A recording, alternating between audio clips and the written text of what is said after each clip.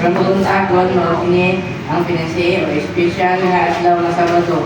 Tungod kay mao kini ang ika-13 ka Sabado o 13 Sabat. Ang youth department kini nga simbahan na ang dumata sa divine service.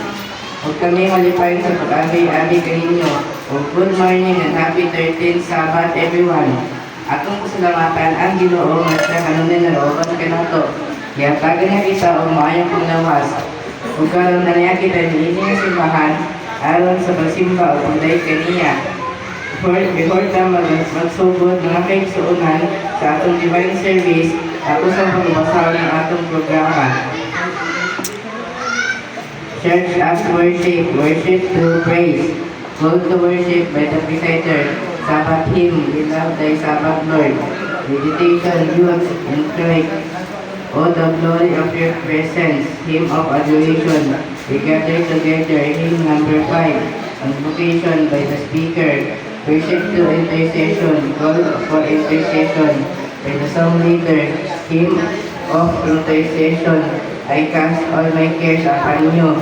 Intercessory prayer, Sister Grace Guitar. Worship through giving. Tithes and offering, Sister Margaret Villano. Offertory hymn, showers of blessing. Doxology, please thou these gifts. Offertory prayer, Sister Margaret Villano. Worship through His Word. Scripture reading, Sister Arian Grace Gama. Call to prayer as we come to you in prayer. Pastoral prayer, Sister Arian Grace Gama. Prayer response, prepare our hearts. Message in some youth. Message, Sister Arian Faith M. Abayon. Worship through consecration, hymn of consecration. Sound the battle cry, hymn number 457.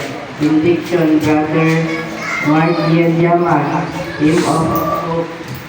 We have this hope, reciter, Brother Alejandro III Artugas.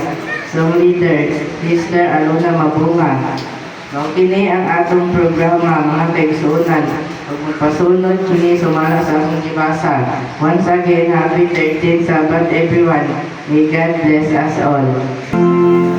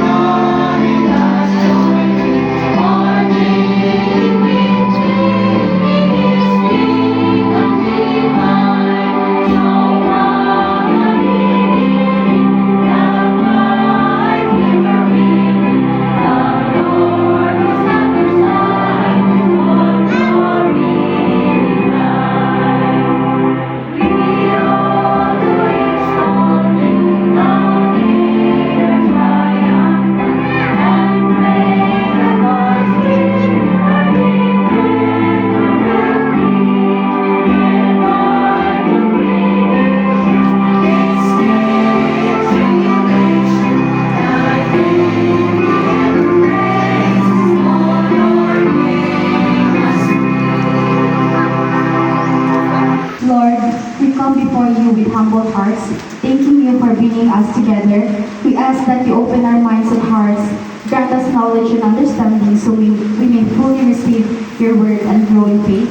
Please guide me, give me wisdom, and fill me with right words to say. Let your message flow through me, not mine, so that it may touch the heart of those who will hear you. In Jesus' name I pray. Amen. O Diyos ng gawhanan, ay gugmaon o maluluyon, aniya imong mga anak Ginoo, nagadalig o nagasimba kanimo, karong kabuntagon Ginoo, dahil mo ang matawag sa kanamo.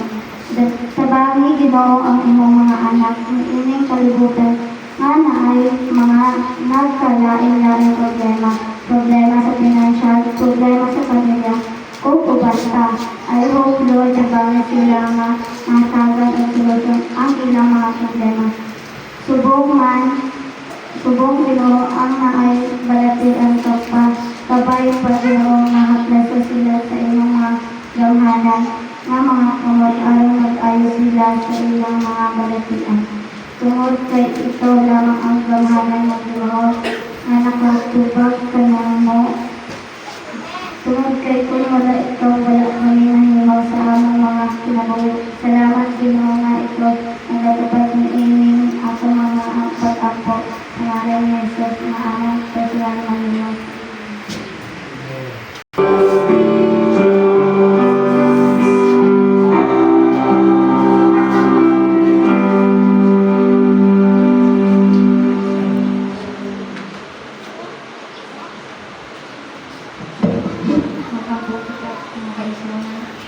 Gawhanan mo higog mo ang islingahon na mga Ginoo nga naay ikaw sa kalikasan sa mga langit. Nagapasalamat kami Ginoo sa imong mga kaayo sa mga blessings sa imong ginhatag sa mata ko sa kanamo. Kung karon pagintagong Ginoo niya kini mga hala dito sa pulo, amo kini ginabayo diha kanimo. Panalangini ang mga naghatag ni Ginoo sa mga wala nakahatag aron sa masunod nga Sabado makahinga ko sila sa pagbalik sa ilang mga ikapulo ilang kanina. Kabay ko Ginoo kung ining mga sarapit, mga tabang kini sa pagpakailap sa maayong balita sa tibuok kalibutan. Aron matapos na ang inyong guluhaton ni ining kalibutan, ikaw magabalik na aron sa pagkuha sa mata ko sa kanan. Salamat Ginoo nga ikaw nagsubag niyo. Ako mga pagkampo, lapit na ang pagpatawad mo sa among mga sala sa ngalan ni Jesus, among personal nga mangliwas. Amen. Reading karon sa buntagon makita sa 1 Thessalonians 5:17. Pray without ceasing.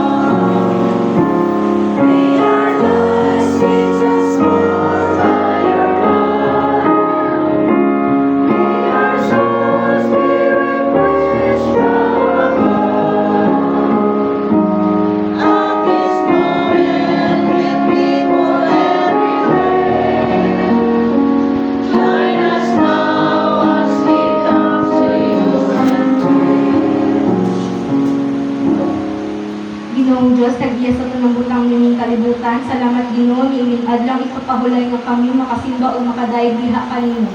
Idas mo Ginoo ang matagos sa kanamo. Ginawat Ginoo nga ang kalinaw ipagpatunga nining simbahan aron ang kasulini nining simbahan among maangkon. Idas mo Ginoo si Sister Ariane Faith Abayong samtang siya maghatag og message karong kabuntagon. Hataga siya og langit ng kaalam Ginoo aron makahatag siya og inspirasyon sa nagapaminaw ug matutok kini sa among kasing-kasing ug hunahuna. Salamat Ginoo sa pagtugag nining among mga pag-angko sa ngalan ni Jesus nga among personal nga manluluwas. Amen.